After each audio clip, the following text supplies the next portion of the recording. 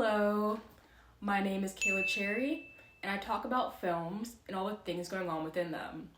For this video, however, I'm not just going to be talking about films, but I'm going to be watching films. A lot of them. I am going to be watching the Criterion Channel for 24 hours straight. If you don't know, the Criterion Channel is a streaming service of the Criterion Collection.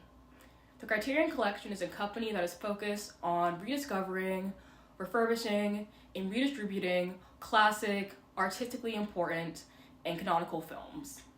And on their streaming service, they have what's called Criterion 24/7.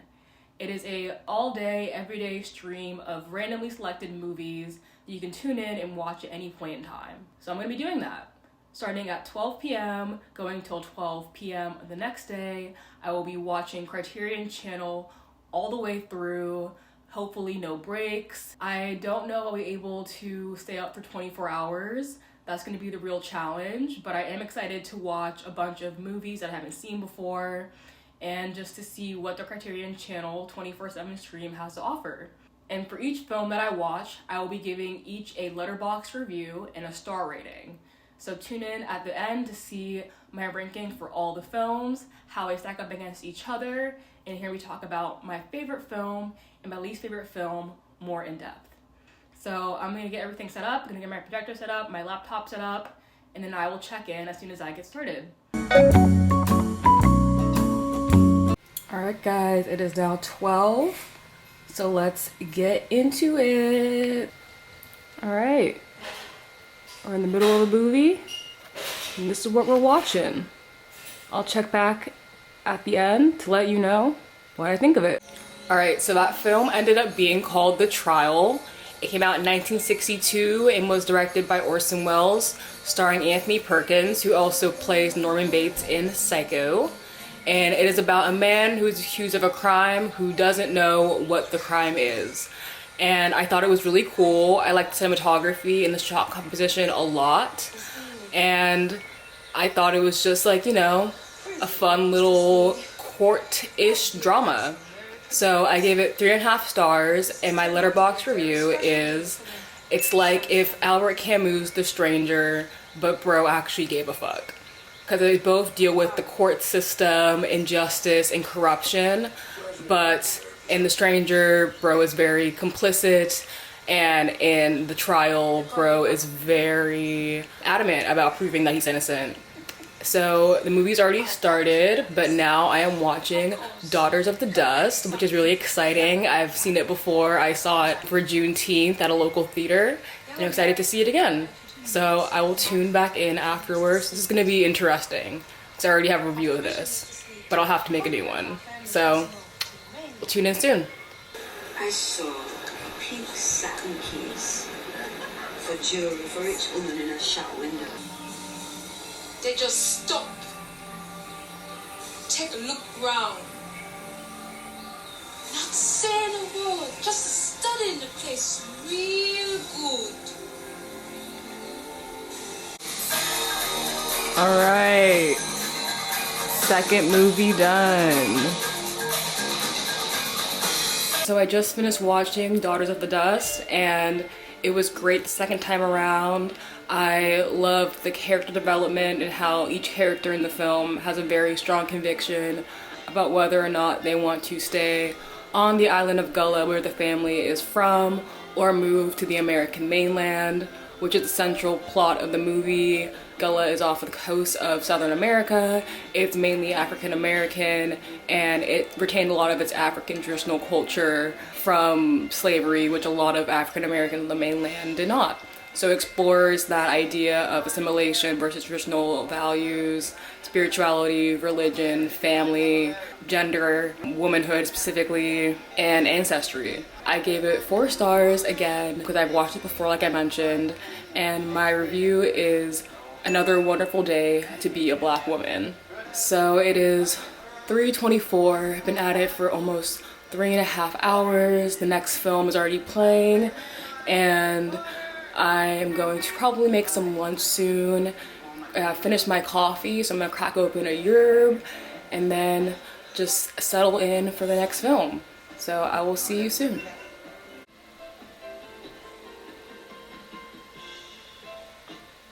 All right, Between the Lines. I've never heard of this one before, but we'll see how it is. So I took a short break to make lunch.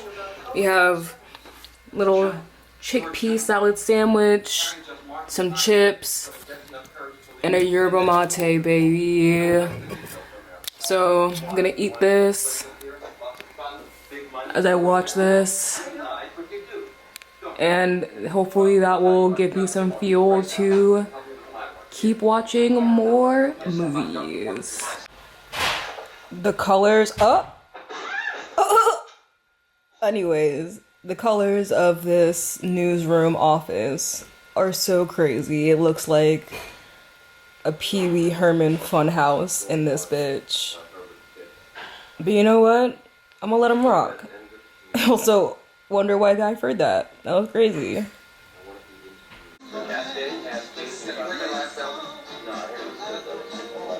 Movie number 3, Between the Lines, is done. I thought it was just okay. It's an ensemble cast about a newspaper in the 70s that's not doing so well. It's about like their friendships and relationships, and there's not really a true plot. I guess the biggest plot line is that won't they sell the newspaper to a bigger newspaper company? But there wasn't much there to really grab my attention. Supposed to be like comedic, wasn't really that funny. Didn't understand all the relationships kind of going on and different threads that had to be followed. I give the film 3 stars, and my review is the epic highs and lows of a 70s newspaper. Alright, on to the next. All Night Long. Let's go. So one of the characters in this film just tried to fight somebody because he was high on weed, and I love that. I love how old movies depict drug use. I love how weed makes you literally insane in any movie from the 1930s to the late 60s to like early 70s. It's perfect, and I love it every time.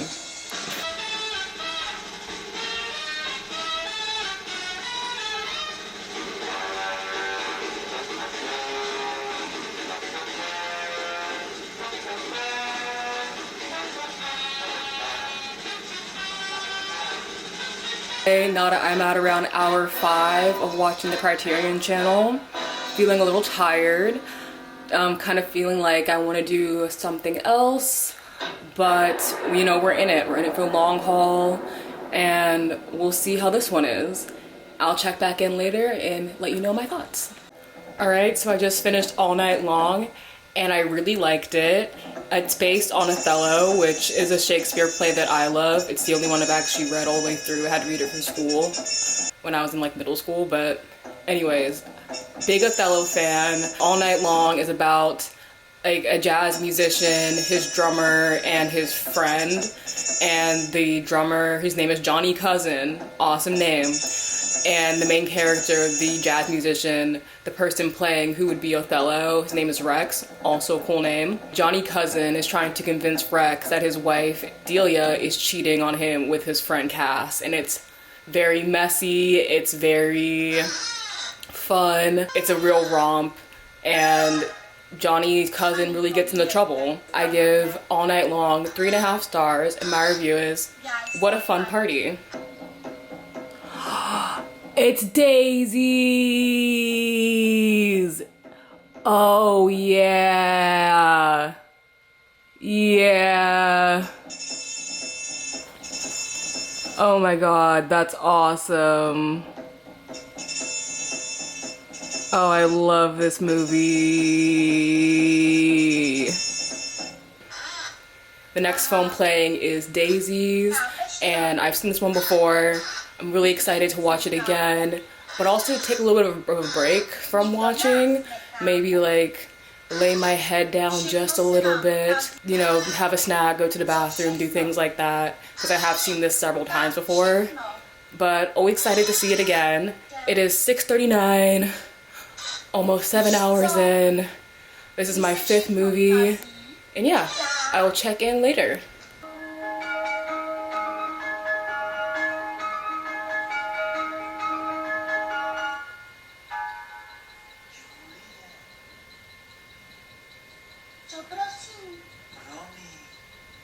So I know that a few hours ago I said I was feeling tired and ready to do something else, but I think that was because I didn't like the movie that much, so it just felt like longer. So far for these past two All Night Long and Daisies, I've been feeling pretty good. I've just felt like I've been watching TV all day. The same sensation of just like lying in my bed and just like watching something. But this time it's movies. So I'm feeling pretty good right now. Probably gonna have dinner in the next like hour or so. And by then the next movie will have started and we'll be on to number 6. So still going strong. We'll see how much longer I can last.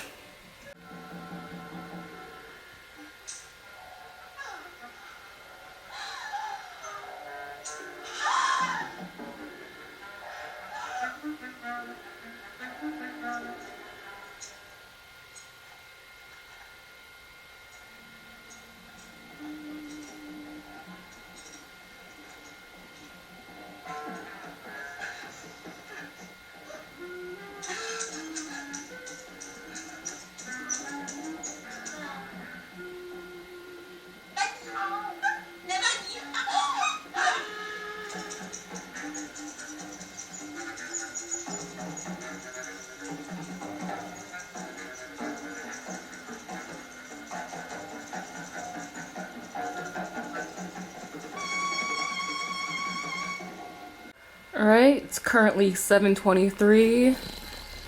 Turn my little light on. I usually don't have it on when I watch movies during the day because it makes the room too bright. But it's getting later now, so I decided to turn it on. So yeah, that's where we're at. 7.5 hours in almost.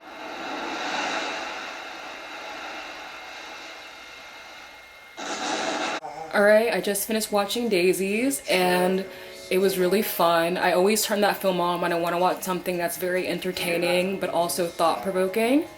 And it definitely did that for me.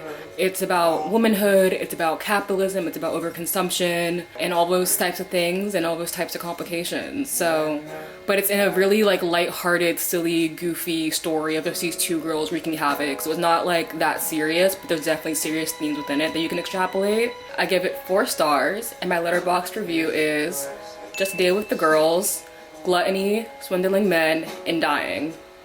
And now we're on to film number 6.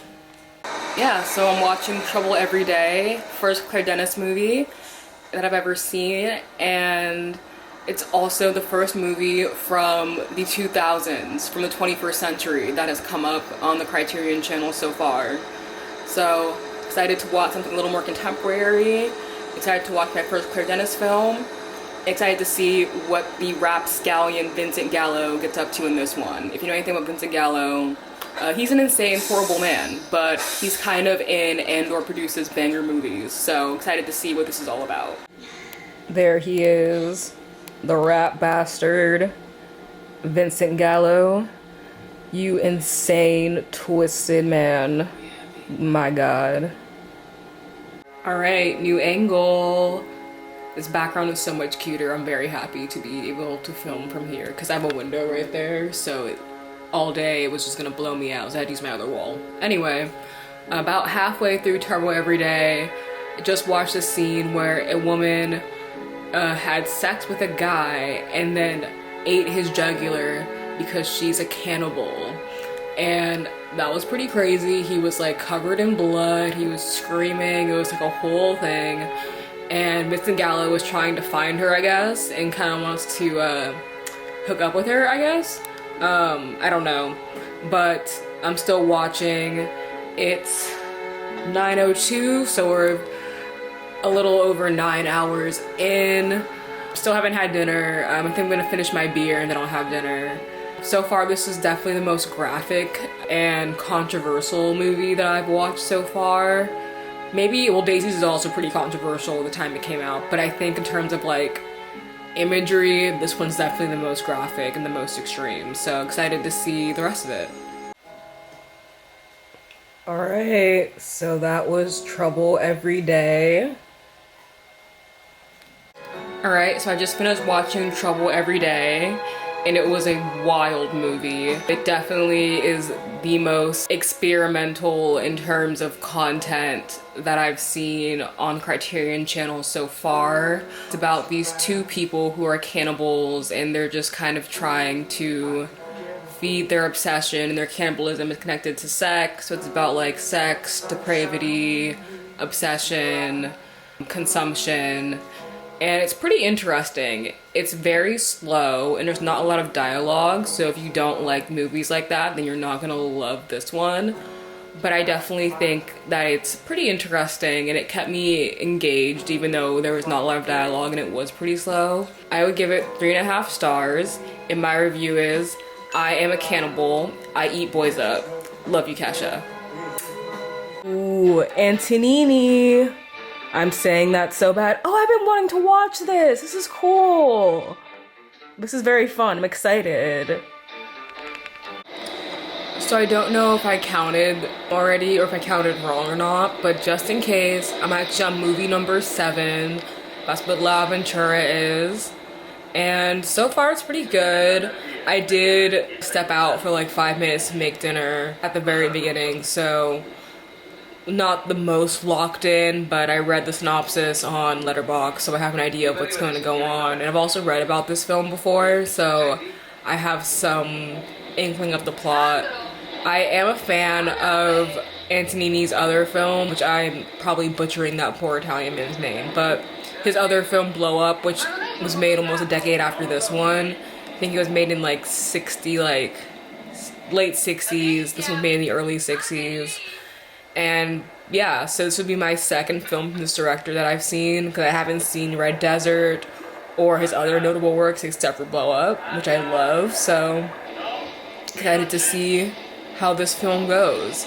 From the synopsis, it seems like it's gonna be a pretty wild mystery story, and we'll see if it delivers on that. Where did my movie go?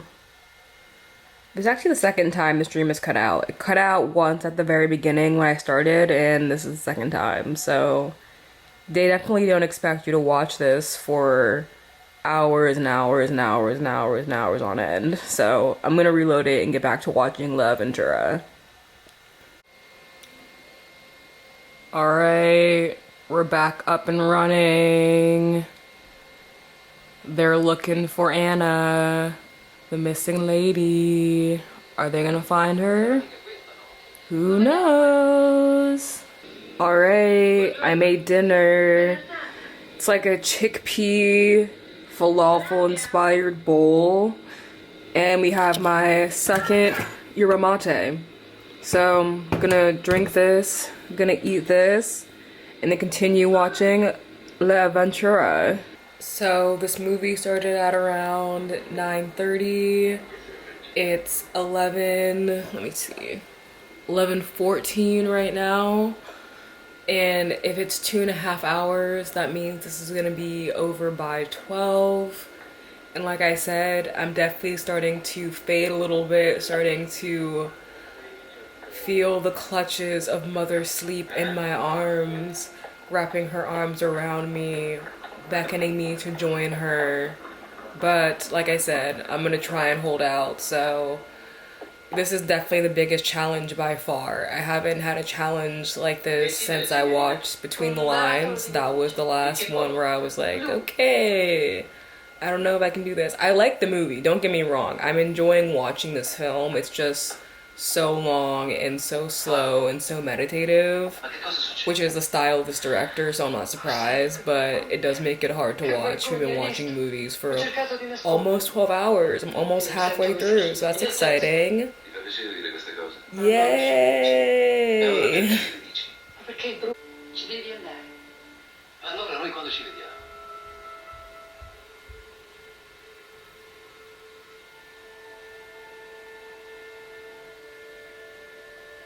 Alright, that is it for La Ventura. And we are so close to hour 12 of Criterion. It's like literally in like 3 or 4 minutes we'll be at hour 12, but let's see what's happening next. So my thoughts on La Ventura was that it definitely reminded me of Fellini and his film La Dolce Vita, and how it dealt with like love stories, love triangles, romance, and the complications that come with it.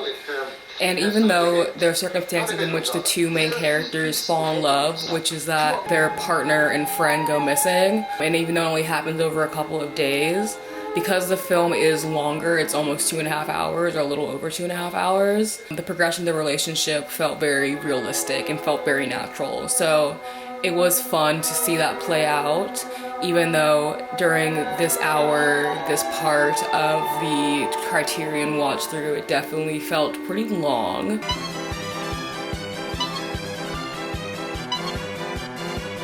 Madeline. I have not heard of this movie. I don't know what this is. I also decided for this one that I was gonna watch it on my laptop instead of on the projector, because I just had the thought that this little thing could possibly like not work or like start shitting out, because it probably isn't meant to run for 24 hours straight. Which when I think about it, neither is my laptop, but I feel like it'll be way more chill. Yes? For some time now, I've been acquainted with a French gentleman. Alright, it's 12:23 a.m. I cracked open a hard cider, and I also have a little donut that I'm gonna eat. So those are my sweet treats for this hour, and we're just gonna keep watching. I've kind of barely been paying attention. I went to the bathroom and I got this and I got my donut. So all I know is that Madeline and this other guy have an affair. She's supposed to get married to some other dude. Classic old-timey old-timey story. So I'll just keep watching. I don't think I'm gonna like this movie because, like I said, I don't love period pieces unless they're like Daughters of the Dust. So I'm just gonna keep watching and let you know my thoughts. Movie number 8 is done. I actually like that more than I thought I would. About halfway through, it goes from being just like a random crime, love story, love triangle to a courtroom drama. So I will say the second half, it does get a little boring and it does rehash a lot of what you've already seen. But the ending is pretty surprising. Not what I expected. I gave it 3 stars, and my review is that the lawyer, her defense lawyer, was so good that it made me think that she didn't commit the crime, and I literally saw her do it.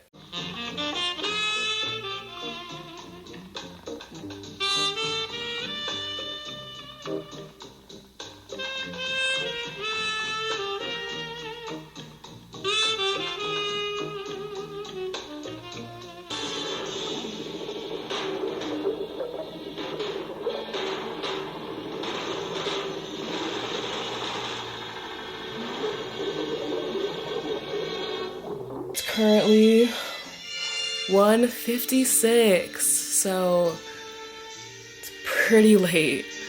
I think it's what, hour 14 of watching Criterion? We've reached hoodie on hours. It's a little past 3:15 in the morning, and I just finished watching The Living Skeleton.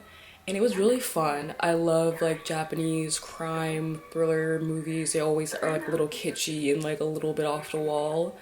And this one's really interesting because it was about a woman who was allegedly killed on a ship containing gold that was seized by these 5 crooks, and suddenly what seems like her ghost is coming back to haunt and hunt these people down.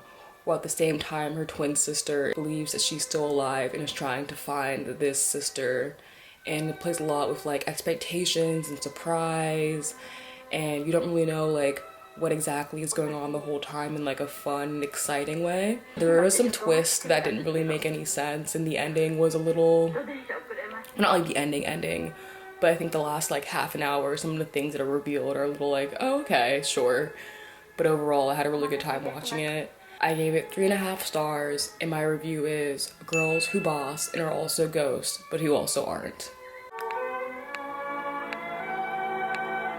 Alright, so another Japanese film. It's actually from the same company as the last film. So we'll see what it is. But also, oh, it's late spring. That's sweet. That means it's also gonna be slow. But it's a sweet little story. I think I've seen this before. Maybe? Alright, so right now I'm watching Late Spring by Ozu. 15 hours into watching Criterion films. I'm definitely feeling tired. It's past 3 a.m., so it would be really nice to go to bed right now, but I want to see how long I can last. Honestly, the fact that I've made it past 3 a.m. is like pretty impressive for me. And I don't know how much longer I have left. I think if I'm ending at 12 p.m. and it's 3 a.m. right now, that means I have 9 more hours of watching Criterion films, which is a lot. I thought I was like at like 7 or 8 hours, but I did the math and I was like, no, actually you're at like, you have a lot more time. So we'll see again how long I can last. And yeah, I'll check in with you soon. 美沙ちゃん元気かい？ああ、あいつもね、どこで聞いてきたのか、結婚は人生の袴ないなんて言いやがってね、24までお嫁に行かないって言いやがるんだよ。Also guys, Late Spring is film number 10. So I so far have watched 9 films in a row, and if I can finish this one, it'll be 10 films in a row. So I think even if I can't finish the full 24 hours, I think the fact that I have watched 10 films in a row is impressive in and of itself. So we're just gonna keep going and seeing how much longer I can do this for, because if you can tell by like my voice and my energy levels, they're definitely going down. So we're just gonna keep chugging along. Alright, so I just finished watching Late Spring, and I will say it has felt like the longest movie I have watched so far. The last 30 minutes really drag on. It's from 1949. It's about a woman who doesn't want to get married, but her father and her family does want her to get married. And it's like 2 hours of this back and forth between will she get married, won't she get married? And then in the last 30 minutes, she decides to get married. And it takes like the whole half an hour of just more discussion about her getting married. And at this point, it's 5 a.m. I've been watching movies for 17 hours. I, in fact, was nodding off. Like every line in the last half an hour, I was like falling asleep, then waking back up, then waking back up. I give it 3 stars, and my review is, I'm only 27. What am I? A child bride? And I did that because the main character is 27, and it's a quote from Broad City. So that's where we're at. It's 5 a.m. and I'm quoting Broad City. Hiroshima, my love. Oh, I watched this in film school. So that's very exciting. Now I'm gonna watch Hiroshima Ma Amor, even though I'm not gonna lie, since I've already seen it, I might take the opportunity to take a little nappy poo for a little bit instead of watching this whole movie through, which I know is cheating. But I told myself if I'd already seen the movie, I'll use the opportunity to like chill out, maybe go on my phone more, maybe like take a little nap, because I've already seen it. So I might do that. A little bit of cheating, but also it's called being a well-watched film head. You get to take advantage of that sometimes. You get to cash it in. So I'm gonna do that for this. And I'll check back in later. 4 fois au musée. Quel musée à Hiroshima?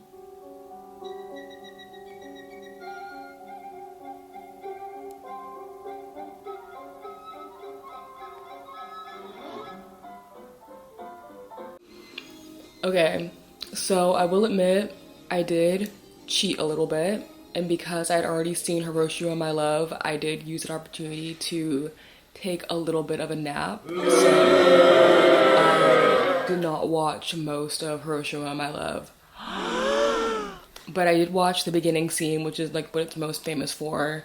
And what I can remember about the film, it's like a really, and I did see like little bits and pieces of it during like this time, but it's a really touching, moving piece of cinema about like relationships and love and finding connection through terror. It's about this couple, a French actress and a Japanese like type of like business-esque man get together for a night or two in Hiroshima, Japan, and they talk about the history of the town, the history of themselves, and the course of their relationship. So it's very like touching, very personal. I'm not gonna give it a review or a star rating since I didn't like watch it all the way through, but I will give it a like and I will add it to the list.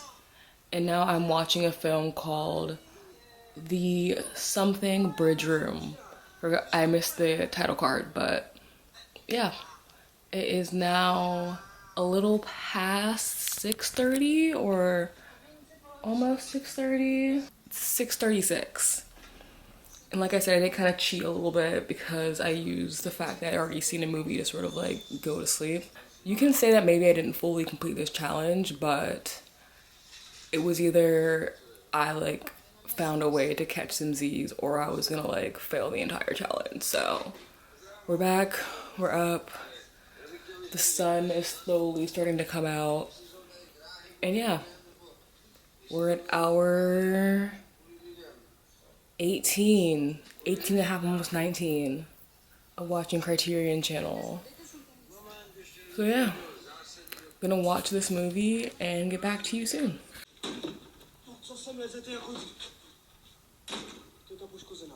Dobrý den. Co se stalo? Jak máš tady? Já jsem vedle. Dobře. Tady máte ten deklaraci. Co to máte za tajemství? Já jsem byla znásilněna. Násilná? So I don't love this film so far. It's called The Unfortunate Bridge Room, and it's not, again, my favorite. It's about a woman who was sexually assaulted and the two cops who are hired to help her find the people who assaulted her. And I think it's meant to be a commentary on how incompetent the cops can be, but I also think they're making the victim look pretty stupid, which I don't love. I don't think this one has aged the best out of all the films I've watched so far. Definitely has like a quality to it that I think is of its time. It's from like the 60s, I'm assuming. So yeah, definitely an older film with some older ideas, some older senses of humor. And between this one and Between the Lines, those are tied for my least favorite watches so far. I feel like there was one more that I also didn't like that much, but I can't remember. Right now it's between this one and Between the Lines. But I'm gonna keep watching and I'll let you know what I think at the end of the film. Alright, so I went to the bathroom and talked to my roommate for a sec. So I missed the end of The Unfortunate Bridge Room, which I'm devastated about, clearly, because I loved it so much. Just kidding, I didn't like it that much. I didn't really get the joke, I didn't understand the humor, and I just think it did not age that well. And I also don't think the movie did a good job of communicating which side of the argument that it's trying to portray that it's on. If it's on the side of just like, I don't know, it's pretty absurd, so it's pretty hard to like, I think, believe even within all the absurdity and the fact that it is a satirical comedy. I think it's hard to believe and buy all of it. I gave it 2.5 stars and my review is I didn't get the joke, sad face. And because I was in the bathroom, I also didn't get to see the beginning of the movie that I'm watching now, so I don't know what I'm watching, but it's from the 70s, it's a documentary. It seems to be like musical in some way. Maybe it's following like a band or something. There's a guy playing guitar right now, so that's a reason to believe that. I'm gonna find out what this movie is called and I'll check back in later.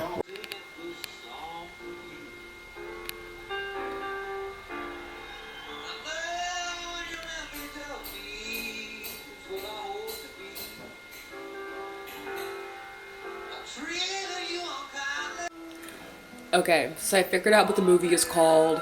It's called A Poem is a Naked Person.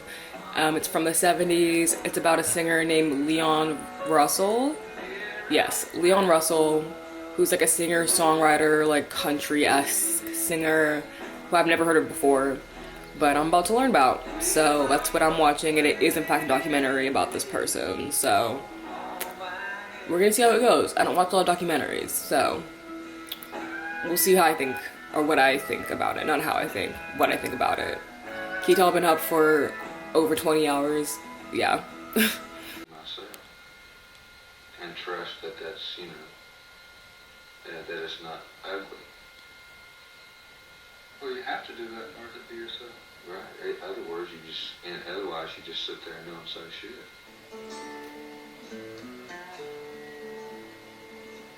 I just finished A Poem as a Naked Person, and I thought it was alright. I definitely wish there was more of like a through line to follow throughout the documentary. It very much was like experiential and very much like a lot of like concert footage. I felt like I was watching like more of a concert video than like a documentary. And honestly, I would like put it on, like if I were to do it for something different, I would put it on in the background just because it literally is so music heavy that I feel like you didn't really need the visuals to accompany it, which is not really what you want in a movie. But I'm gonna give it 3 stars, and my Letterboxd review will be, what is it gonna be? I heart music. Alright, what's next? I think this might be the last movie.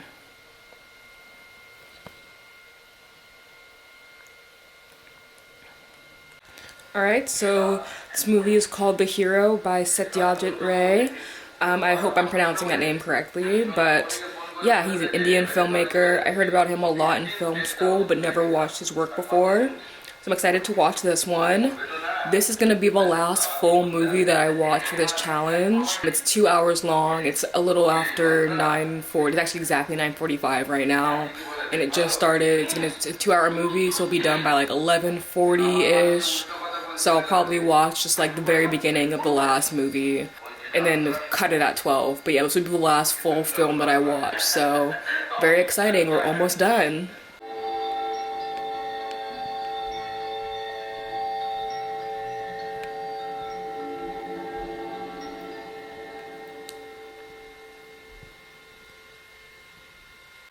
Okay, I just finished watching The Hero by Satyajit Ray, and I really liked it. It's a really cool story about this actor, this film actor, who goes on an overnight train to get to Delhi, and he meets a young woman who writes for a women's magazine and talks to her a bunch about his life while also like intersecting with other members of the train cars as well. It's very meditative, it's very self-reflective, it's very dreamlike at certain parts, and I really enjoyed the experience of watching it, especially if for my last full movie it was something I was able to mostly pay attention to. Some parts I did doze off like a little bit, but again, it's been like literally almost 24 hours of being up almost consecutively watching films, so I was able to mostly keep my attention, which honestly at this point is extremely impressive. I gave it 3.5 stars, and my review is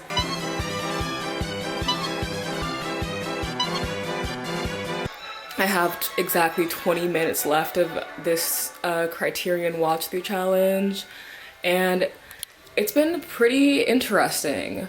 The stream itself has run pretty well. It did pause a few times. I had to reload the page, but also I don't expect that they expect people to watch Criterion Channel for 24 hours straight. So that kind of makes sense. But yeah, and also the selection of films has been fairly diverse. I'm gonna talk more about that later when I sort of like wrap up on my thoughts and give like, you know, like my rankings of the films and talk about my favorite and my least favorite and all that type of jazz. But I'm just gonna chill out for these last 20 minutes, and then as soon as the clock hits 12, I will be back to celebrate. Okay, so this looks old as hell, and maybe like something I wouldn't necessarily enjoy that much. So I'm kind of glad I'm only gonna watch like 20 minutes of it.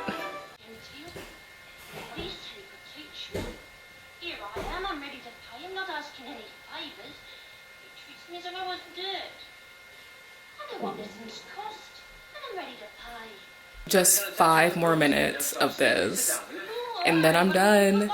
then I can go to sleep. I'm so excited. This is huge.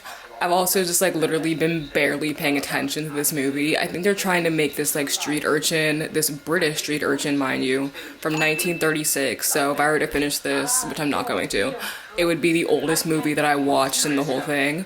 Excited to log out for the foreseeable future after this is done, which will be in just a few minutes. So I'll see you in a few.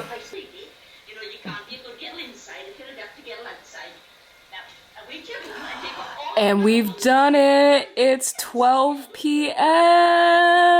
Oh my god. So I've officially watched 24 hours of the Criterion Channel straight.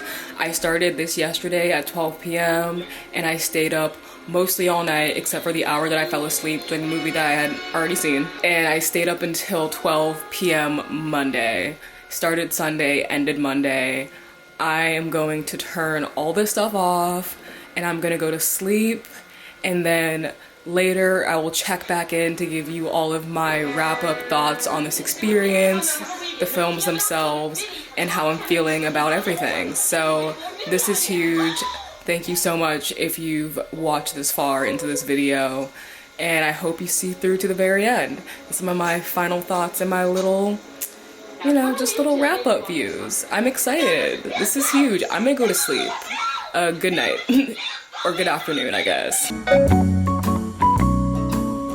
Alright, I'm back. It's been a week since I did my 24-hour Criterion watch-through challenge, and I'm well rested. I have some thoughts about the experience, the films I watched, and all that jazz. So let's just get into it. Overall, the experience of watching the Criterion Channel for roughly approximately 24 hours was pretty positive, honestly. It was really cool to see all the different kinds of films that have been made over time.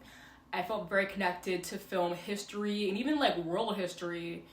It made me think about the things that we as people like care about, you know, like love, romance, familial relationships, justice. There's a lot of like, or not a lot, there's a couple of court dramas to talk about the idea of like who's right and who's wrong, dreams, manifestation, success. Just seeing the gamut of ideas that the humans have grappled with in film was really, really cool. And seeing how it was dealt with in different countries by different genders of filmmakers, different generations of filmmakers, different styles. It was just very enlightening and refreshing, and it really inspired me as someone who also is a filmmaker and wants to hopefully have films that will be recognized by Criterion and things like that. So overall, it was something that I thought was very beneficial to me, and I learned so much, and it felt very educational and fulfilling to just see all kinds of films from all periods of time from all over the world all in one sitting. So I wouldn't do it again.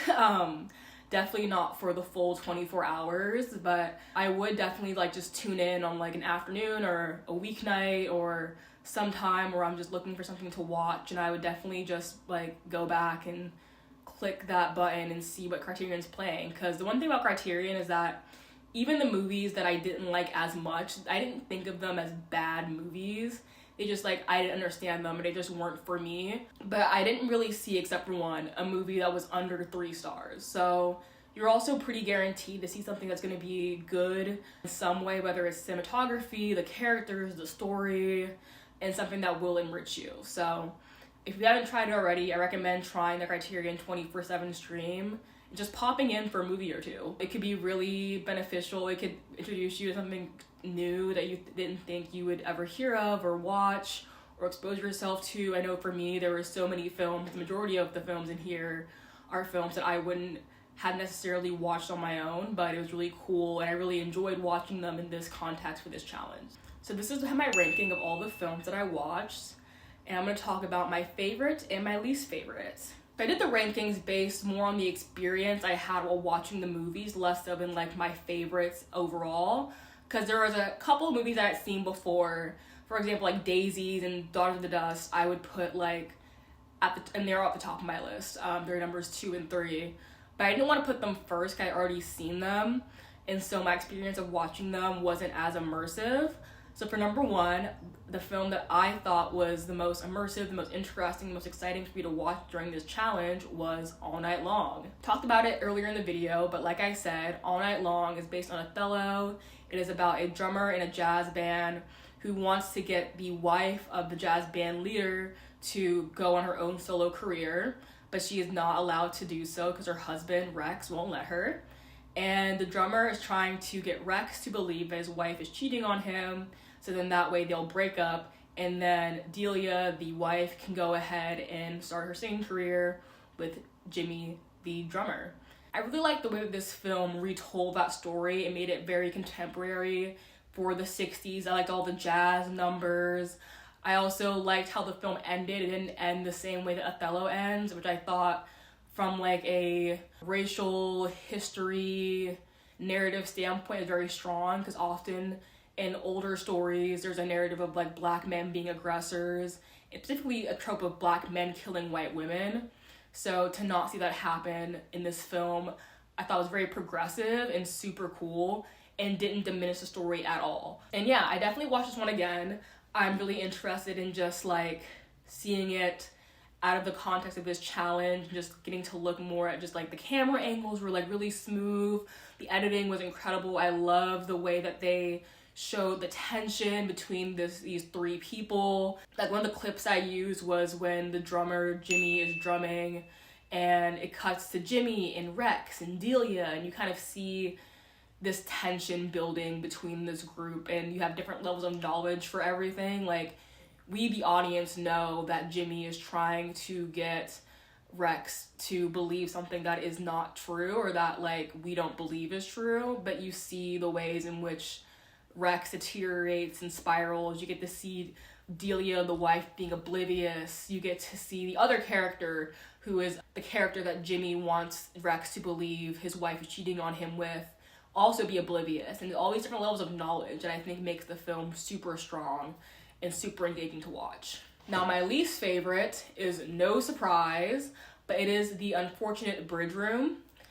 I did not get this film. It is about, like I said, a woman who is assaulted, and the film is trying to find the perpetrators of the crime to no avail. And I didn't see the very ending. I went to the bathroom, but it ends in like a wedding, because one of the guys who's been accused is like getting married that day. And it's just, I watched it, one, at like 6 a.m. and two, I didn't like, the humor didn't land with me. I couldn't tell, again, which side of the argument for like police intelligence they were on. Like I think they were trying to satirize police and satirize the criminal justice system and how ineffective it is. That's what I'm pretty sure the goal is, because I also think Criterion wouldn't show me a film that like was the opposite of that. But I also thought the treatment of the female character, the one who was assaulted, she was kind of ditzy and kind of like stupid, and they kind of didn't like really give her the seriousness I feel like she deserved, which really like underserved the film for me. So yeah, that was my least favorite. I wouldn't watch it again. I didn't get it. I felt like it didn't land properly, and I felt like the writing for the characters wasn't as strong as I would have liked it to be, and neither was the story. Other standouts, Trouble Every Day was crazy. Also, Madeline was a surprise. I enjoyed that one a lot. The Living Skeleton. I really like The Living Skeleton. That one was pretty sick too. I love, again, like Japanese crime, horror type of stuff. That's the end of this video. Thank you for watching. And I really hope that you enjoyed watching me go through the experience of watching, was it like 14 movies in 24 hours? And yeah, I had a ball doing it, and it was fun to do something a little different, a little more vlog style. Don't know if I'll be doing more vlog style videos, but for this I felt like it was made the most sense for this format of video. And I hope that you stick around for more. And I also want to thank everyone who has subscribed so far. I have 100 subscribers now, a little over 100, so that's exciting. I just want to keep doing this and making more videos. It's so much fun, and it's such a great way for me to learn and share. And I'm glad that people are enjoying it and that you're responding to it, and that you want to see more. So yeah, if that sounds like you, definitely, again, subscribe, like, comment, and stick around for videos in the future. I'll talk to you soon. Bye.